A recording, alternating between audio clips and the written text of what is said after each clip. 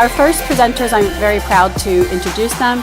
We have Elena Nofs and Schrom. Elena is a student who is graduating in the English department.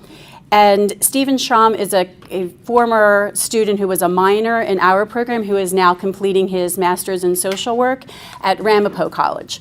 And their paper is entitled, "What is Love? Care Ethics as a Modern Solution."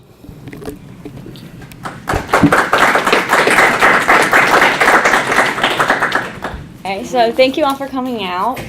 I'd like to begin with this exercise. So reading the words up on the screen here, can any of you tell me what people come to mind? What kinds of people come to mind when you read these? Okay, my mom. Your mom, okay? Counselors. Okay. Mother Teresa. Mother Teresa, and one more? Grandparents. Your grandparent. Mr. Rogers.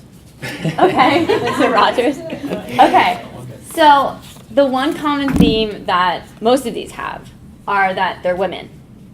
And so what we'd like to express for this exercise is that we associate words and attitudes with gender. And throughout our presentation today, we'd like to show you that that can be problematic and why in today's society it's important to be more inclusive and not to associate specific attitudes with gender. So our presentation is What is Love? Care Ethics as a Solution for Modernity. And so we want to start with modernity, right? And specifically late modernity. So you have capitalism, kind of the true economic system that has kind of ruled out the other economic systems that existed, like socialism and communism. Industrialism, so the rise of factories and mass production of goods. The rise of the nation state, which since like the 1700s has really become pretty much the only source of power in the world. And military power, and not just like imperialism, but different wars, World War I, World War II, and other global conflicts. And we think that late modernity has kind of culminated in globalization, right?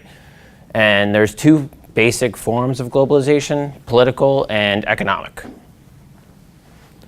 Economic globalization, so specifically neoliberalism and neoliberalism policies that have kind of become the taken for granted sort of policies. So trade liberalization is kind of the opening up of borders for capital flow. So NAFTA, TPP&P, which we're seeing a lot more interest nowadays. Other sort of trade legislation that has kind of opened up borders, released tariffs. Deregulation, so any sort of public asset that can be made into a private asset has been kind of the forefront. So education, we see from public education to private education and other sort of organizations. The elimination of social welfare programs. So that has kind of been the norm as of recently, especially with the current administration with, I can't not mention the current administration, with TANF, the Temporary Assistance for Needy Families, and kind of making them do drug tests, which has kind of been the norm as of recently with the current administration and House and Senate, and restriction on immigration, which has been pretty big. I feel I need to talk about that. And political globalization. So the rise of the nation state, as stated earlier. Above institutions would be the UN, NATO, the EU, so kind of these overarching organizations that have kind of ruled over or have been combined by nation states to make different political organizations. And below institutions, so NGOs, I think the Me Too movement can count as a below institution. I think the Parkland students can count as a below institution. And care ethics kind of states that below institutions typically have more power and more say in what happens in the nation state. So as we've seen with the United Nations, in the Security Council, there's been a lot of blockages. So if one nation brings up something, the other nation will block it. And so there has to be unanimous decision on different rulings. And below institution doesn't necessarily need that. And so modernity's problems. The widest gap between poor and rich in history. 8 out of every $10 goes to the 1% of the world. Half of the world's population, so 3 billion people, live on less than $2.50 per day. 1 billion children live in poverty, and 22,000 children die every day due to poverty-related illnesses or causes. And 80% of the world lives on less than $10 per day. So, vast number of people struggle with poverty. And I don't want to make it seem like globalization is totally negative, because it definitely has had its positive impact. But as we've seen inside the global north and the global south, that different pockets have formed where extreme poverty exists, even within the United States, as we've seen in West Virginia and different places where the opioid crisis has really made its impact. The exploitation, gender inequality. So in the global south, women have kind of taken over these factory roles, and they're exploited and treated pretty much as modern day slavery, where they're paid almost nothing and they can't really afford to either quit their job because there's no other jobs that exist, or take care of their family. So they're kind of stuck in this middle where either choice is bad. Oppression in marginalized groups. So in America, we see with Islamic population and illegal immigrants or illegal aliens, and the prioritization of economic growth, efficiency, and profit over values, human rights, and care.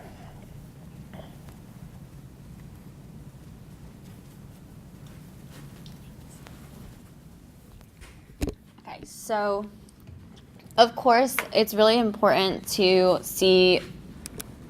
get a more comprehensive view of globalization and what our society we all know what our society looks like right now, but it's very important to get this more comprehensive view of it in order to understand how best care ethics can have an impact on improving modernity and the conditions that we have in today's society. So the Internet Encyclopedia of Philosophy's definition of care ethics, although it is highly debated, is most often defined as a practice or virtue, which has this big impact on our personal relationships, and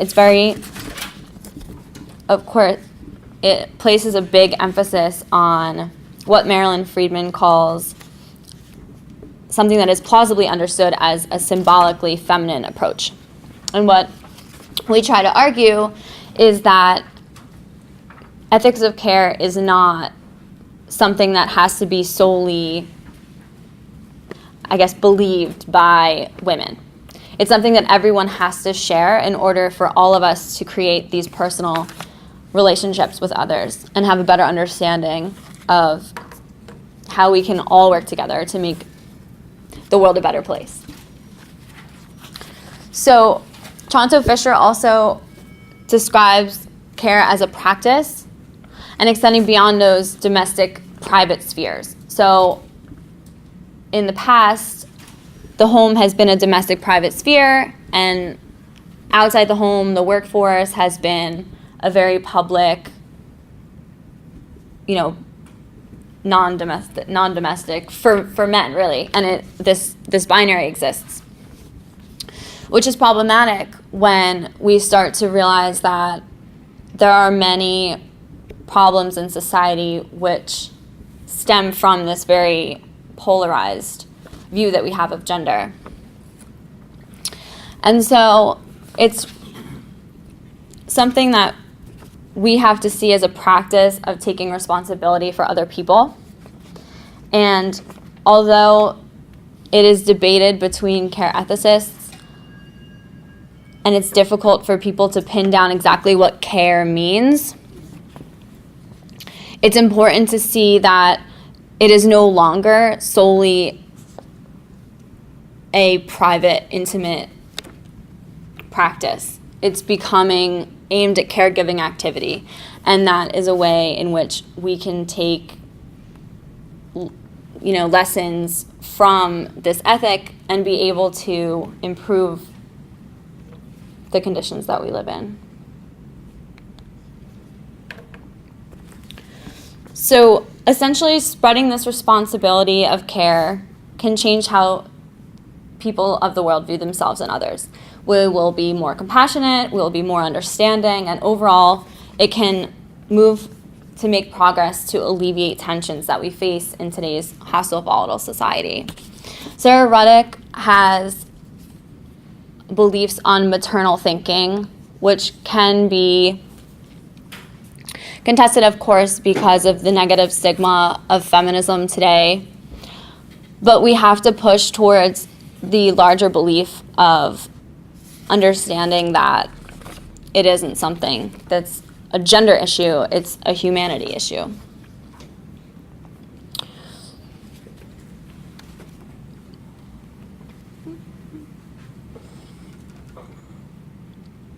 Additionally, it's difficult to believe that along the lines of thinking of that as a human issue.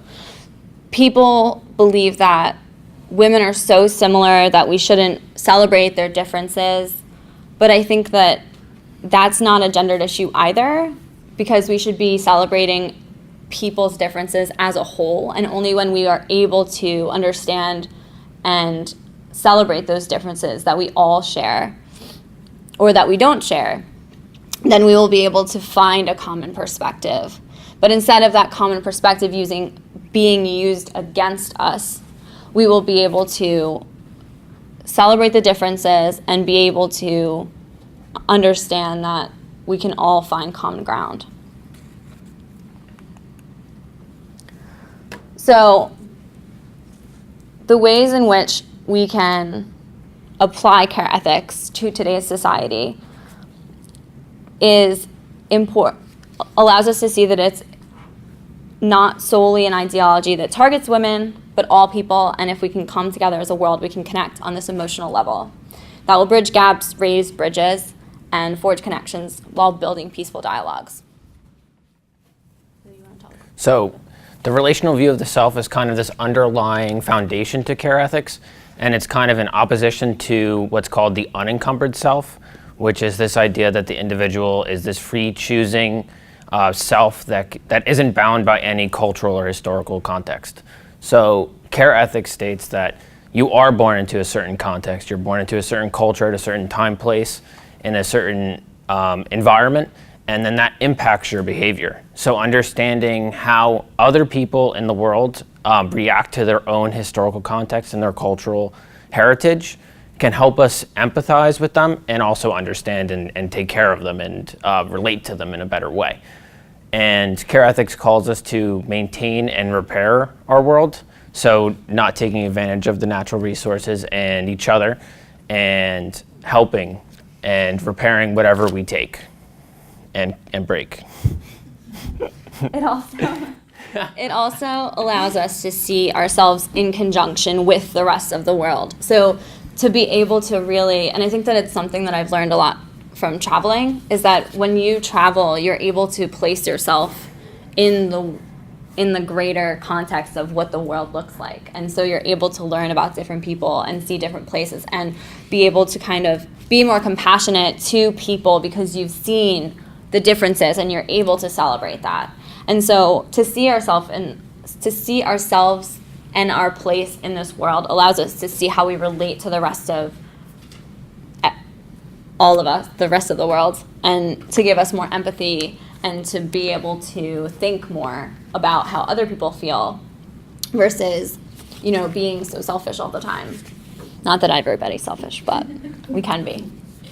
And it also is taking place in today's world. We see this push to be able to be more caring.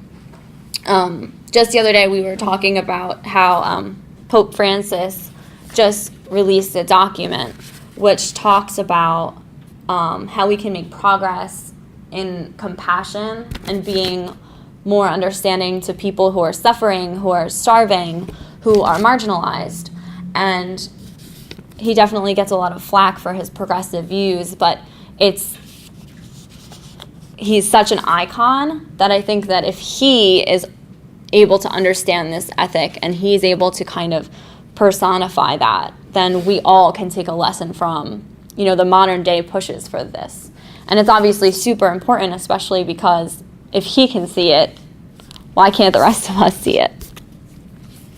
In addition to that, intercultural dialogue. So if we're able to create that dialogue, not even on a super broad scale, like, what am I thinking? International relations, that we might be having some problems with currently right now in our country, but it definitely can take place on a smaller level, especially because we have the means of technology and, globalization has made it possible for us to really create these connections, talk to whoever on Facebook across the pond, and just, you're able to meet people and to talk to people and share things.